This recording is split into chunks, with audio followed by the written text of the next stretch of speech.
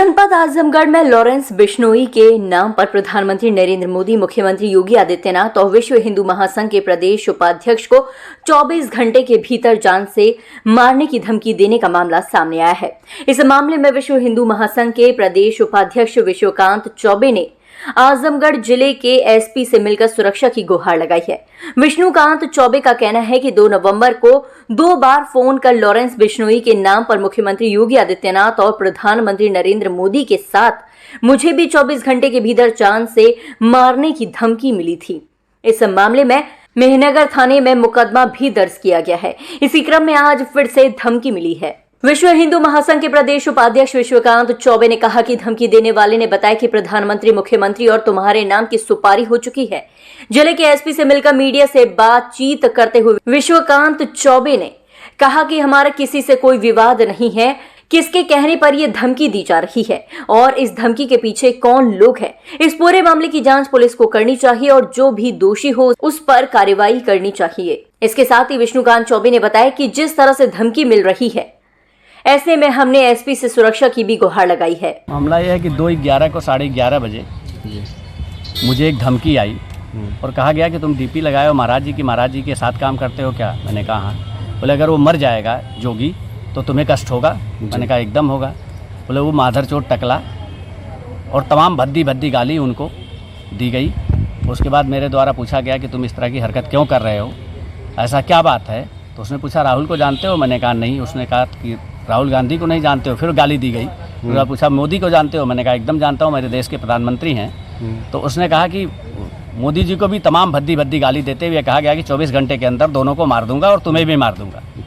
तुम समझ रहे हो किससे बात कर रहे हो? मैंने कहा किससे बात कर रहा हूँ? उसने कहा तुम लॉरेंस बिश्नोई से बात कर रहे हो। मैंने कहा भाई लॉरेंस बिश्नोई से मैं क्यों बात करूँगा? लॉरेंस बिश्नोई क्यों मुझे मारने की बात करेगा? तो उसने कहा तुम्हारी सुपारी दी गई है लॉरेंस बिश्नोई को और उसने मुझे कहा है। मैंने कहा भैया न मैं बहुत बड़ा नेता हूँ, न मंत्री हूँ, न इंडस्ट्रियलिस्ट हूँ कि मुझे पैसे के लिए किसी रीजन से कोई फ़ोन करेगा या कोई बड़ा आदमी लॉरेंस बिश्नोई को मेरे खिलाफ जो है सुपारी देगा। ये सब फालतू की बातें हैं, फ़ोन रखो। तो उसने कहा तुम समझ नहीं रहे हो, 24 घंटे में तुम्हें मार दिया जाएगा। मेरे द्वारा थाने पे FIR दर्ज कराया गया।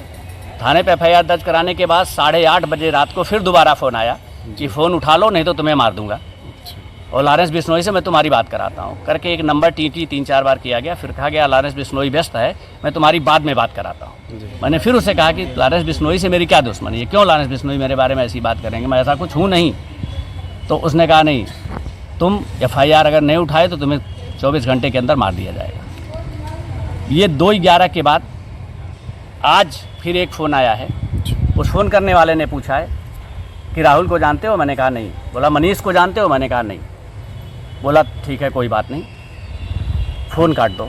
फिर फ़ोन कट गया। तो ये कॉल कैसे, व्हाट्सएप कॉल आ रहा था कि ऑडियो कॉल था? ऑडियो कॉल आ रही है। अच्छा, नंबर से आ रही है, ऑडियो कॉल आ रही है और सारी कॉल मेरे द्वारा रिकॉर्ड की जा रही है।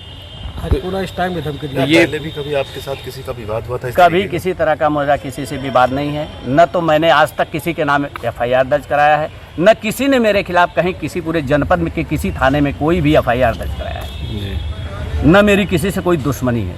अभी आप क्या मांग कर रहे हैं? अभी मैंने मांग किया उनसे कि आप मुझे सुरक्षा प्रदान करिए और जितना जल्दी हो सके उतना जल्दी इसको जो है डिक्लेयर करिए कि ये कौन इसके पीछे है, कौन व्यक्ति है और वो ऐसा क्यों कर रहा है। ये रीज़न भी तो पता चले कि उसके ऐसा करने के पीछे कारण क्या है। महाराज जी को गाली दे रहा है, मोदी जी को गाली दे रहा है, मुझे गाली दे रहा है, सबको जान से मारने की धमकी दे रहा है। बाकी कोई और अगर कहीं अन्यथा कोई बात करता तो समझ में आता। सिर्फ और सिर्फ महाराज जी, मोदी जी और हम। देखिए, थाना मेहनगर में एक मुकदमा पंजीकृत किया गया है जिसमें वादी विष्णुकांत चौबे हैं और इनके द्वारा ये बताया गया है कि किसी अज्ञात व्यक्ति के द्वारा इनको फ़ोन पे गाली गलौज किया गया है और कुछ जो लोगों के बारे में उनके द्वारा अपशब्दों का प्रयोग भी किया गया है। और इसमें हम लोगों ने अभी तक की जो प्रारंभिक जांच की है और जो नंबर है उसका इलेक्ट्रॉनिक सर्विलांस के माध्यम से जानकारी प्राप्त किया गया है, ये राजस्थान से जुड़ा हुआ नंबर है। और इसमें जिस व्यक्ति के द्वारा इनको फ़ोन किया है उनके द्वारा अन्य कई लोगों को भी इस तरह का फ़ोन किया गया है और ये एक साइबर गैंग से जुड़े हुए लोग प्रतीत हो रहे हैं। और इसमें हम लोगों ने थाना मेहनगर पे अभी BNS की धारा 351(4), 351(1) और 352 में मुकदमा पंजीकृत किया गया है और जो संदिग्ध व्यक्ति है जिसके द्वारा इस तरह की ये वारदात की है, जिसमें कि जो वादी है उनके साथ में गाली गलौज भी किया गया और कुछ सम्मानित व्यक्तियों के खिलाफ अपशब्द भी उन्होंने बोले हैं। इसके खिलाफ मुकदमा लिखा गया है। मुकदमा लिख के और इनकी जांच की जा रही है और जल्दी इनकी गिरफ्तारी करके और आगे की इसमें कार्रवाई की जाएगी। प्रथम दृष्टया ये जो मामला है, ये एक तरीके से जो साइबर फ्रॉड से जुड़े हुए जो लोगों को कॉल करते हैं और उसके बाद में जब उनसे उनकी बात नहीं बनती है तो उस तरह के जो गाली गलौज वाले जो प्रकरण पहले भी सामने आए हैं और इन व्यक्ति की जो बाकी अन्य जो कॉल डिटेल्स देखी गई है उससे यही जानकारी मिली है कि इस तरह का काम ये गैंग करता है और जल्दी इस गैंग को हम लोग पकड़ के और इनके खिलाफ कार्रवाई करेंगे। वहीं इस मामले में एसपी ने बताया कि मेहनगर थाने में बीएनएस की धारा 351(4), 351(1) और 352 के तहत मुकदमा पंजीकृत किया गया है। बताया गया है कि किसी अज्ञात व्यक्ति द्वारा फोन पर गाली गलौज और लोगों के बारे में अपशब्द का प्रयोग किया गया है। इस मामले में प्रारंभिक जांच में ये राजतंत्र से जुड़ा हुआ नंबर है और इसमें जिस व्यक्ति द्वारा फोन किया गया है उसके द्वारा अन्य कई लोगों को भी फोन किया गया है। ये साइबर गैंग से जुड़े हुए लोग प्रतीत हो रहे हैं। एसपी ने बताया कि जो भी इस मामले संदिग्ध व्यक्ति है, मुकदमा लिखकर इसकी जांच की जा रही है। जल्द ही गिरफ्तारी कर कार्रवाई की जाएगी। प्रथम दृष्टया जो मामला है साइबर फ्रॉड को लेकर जो कॉल करते हैं, जब उनकी बात नहीं बनती है तो इस तरह के गाली गलौज के मामले पहले भी सामने आए हैं। इस पूरे प्रकरण की जांच की जा रही है। जल्द इस गैंग का पर्दाफाश कर कार्यवाही की जाएगी।